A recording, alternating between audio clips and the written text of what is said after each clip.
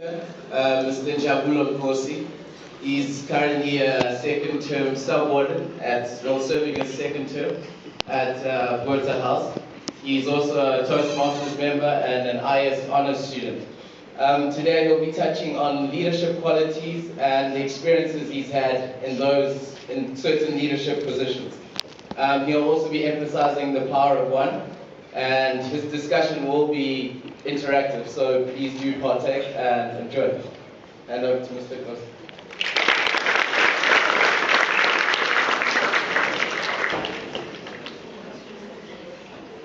Wow, good morning, students.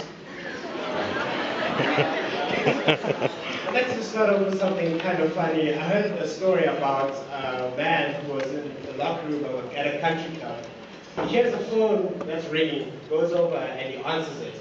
And on the other side is the wife. She says, "Honey, you know that fabulous mink coat that I've always wanted? It just recently came out on the market and I'd be so happy if I could get it."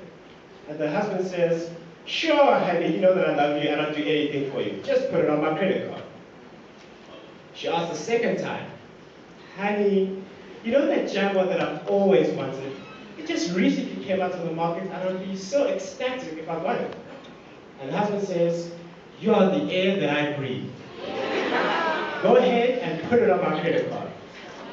And the wife asks a third time, "Honey, you know that beautiful penthouse suite we've always been raving about?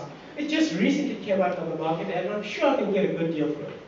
And the man says, "If I am a star, you are the sky. I'll do anything for you. Just go ahead and make the down payment with my credit card." So the wife is ecstatic and she's happy and she goes to kiss her phone and then she drops. So the man looks at this phone and he walks around the locker room and says, "All right, gents, now whose phone is this?"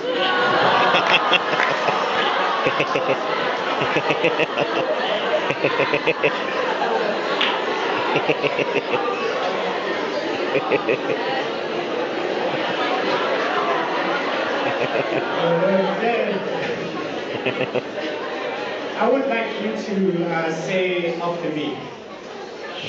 I just say, I would like you to repeat after me. I have what it takes. I have what it takes.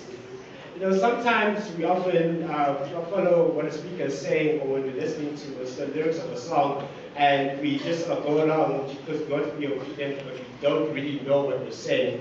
But now that you know what you're saying and that it's your conviction, I want you to say with as much fire as you can, I have what it takes. I have what it takes. If you believe that just like I do, then you believe that you're going to be a good leader this year, 2013, because you have what it takes. What you have to understand is that you would not be in the position that you're in as a leader. You would not have been elected or selected into the position that you're in if the people who put you there did not see something in you that made them convinced that you have what it takes. And what you have to understand is that often you will have hard times, difficulties in the position that you're in, and sometimes you might end up doubting your ability. I want you to look at the leader that's sitting right next to you as if they have nobody else in the world to encourage them but you, and say, "Hey neighbor! Hey neighbor!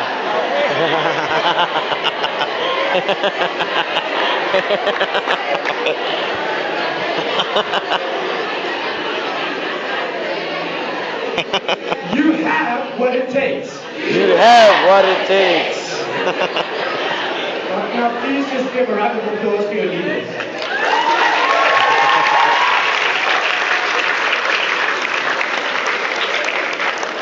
Many people want to know what the qualities of a good leader are, and there are many of them. However, in my experience as a house club in various societies in the university, I have identified three, which I think are very important. The first one is a positive mindset. You have to be positive about the leadership position that you're in. You have to be positive about the people that you serve and the organization that you're in. It is very hard, in fact, I don't know of a single leader who had a negative attitude and they did great things. Thomas Edison failed over 10,000 times in creating one light bulb. However, he was very positive in his outlook and he was able to become the greatest inventor of possibly of all time. So I want you to say to your neighbor, stay positive. Stay positive.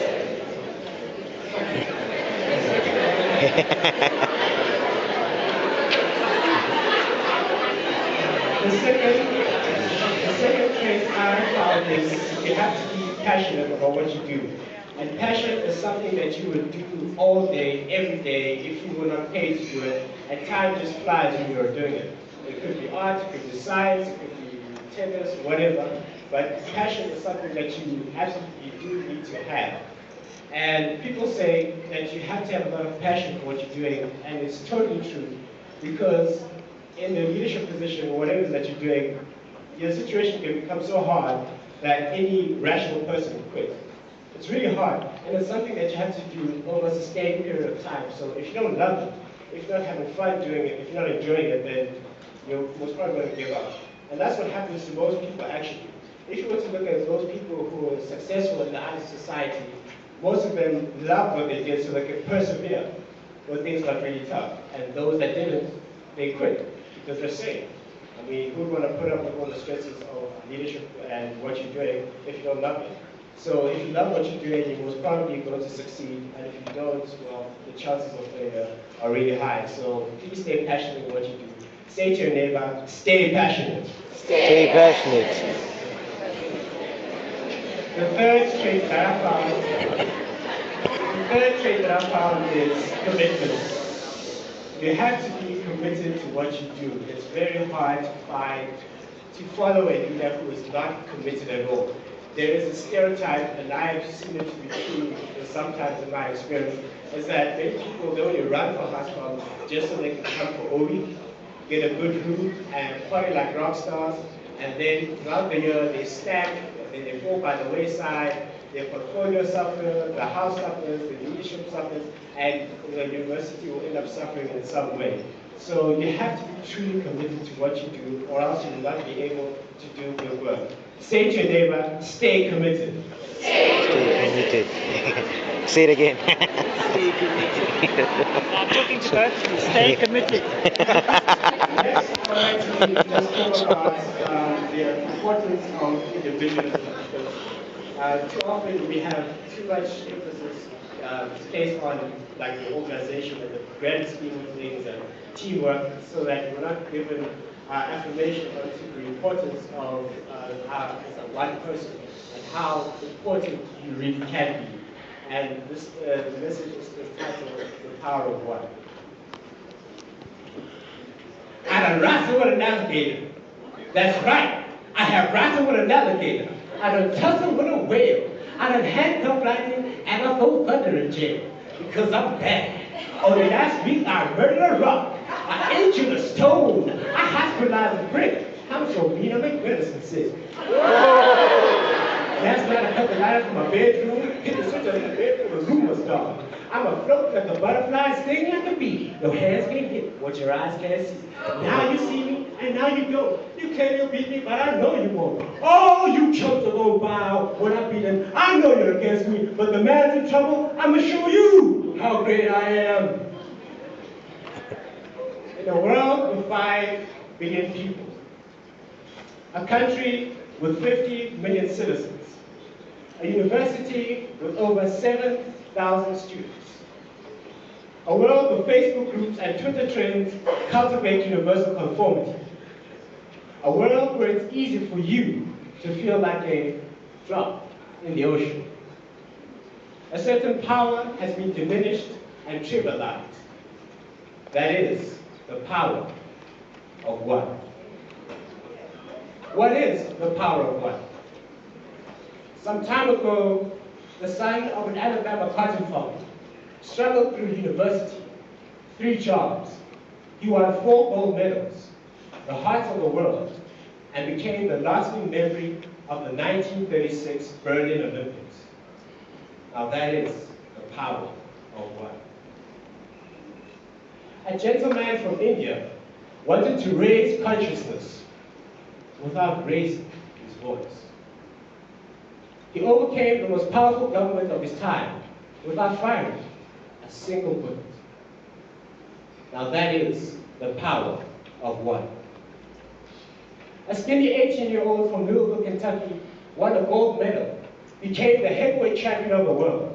He was stripped of all these titles because of his beliefs, and he came back stronger and faster than ever before to become the greatest of all time.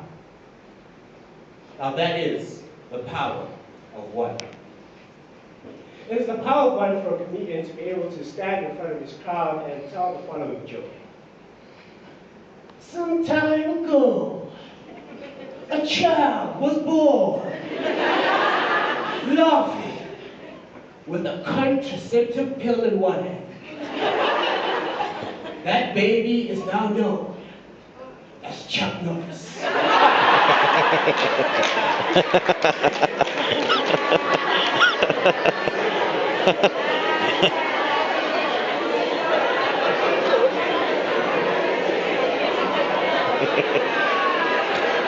Now, that is the power of one. In order for us to realize this power, we must let go of our fears. Psychologists note that fear is a legitimate response to physical and emotional danger, and without it, we will not be able to protect ourselves. However, far too often, we fear situations that are far from life or death, and we find ourselves just hanging back for no good reason. Traumas or bad experiences can trigger a fear response that is quite hard to quell. However, exposing ourselves to our personal demons is the only way we can move past them. A recent poll tells us that the number one fear in the world is public speaking, and then the second is death. That means if all of you were at a funeral, most of you would rather be inside the coffin than a speaker giving the eulogy. Now this is quite funny. I personally feel that the number one fear in the world should be marriage. They say that women tend to marry men like their fathers, and I believe that's why mothers cry at weddings. They often say that marriage is a three-ring circus: the engagement ring, the wedding ring, and suffering. When we take a close look at our fears, we find out that they are not what we once thought they were. As my dad said, courage is not the absence of fear, but it is the ability to act in spite of that fear.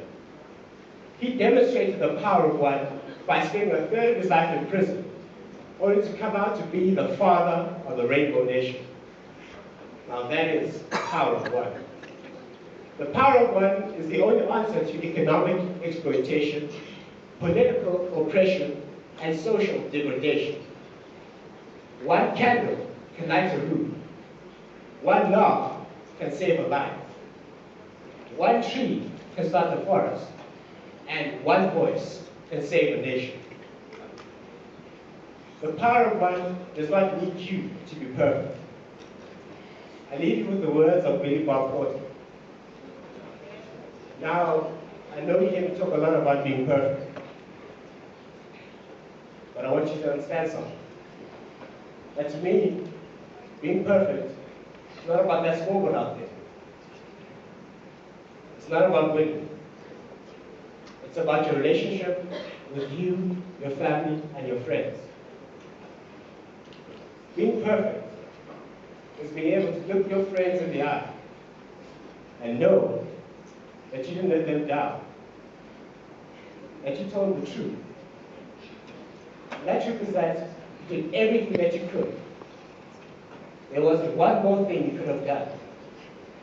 Can you live in that moment as best you can, with clear eyes and love in your heart, with joy in your heart? If you can do that, ladies and gentlemen, once you know the power of one, then you're perfect. Thank you.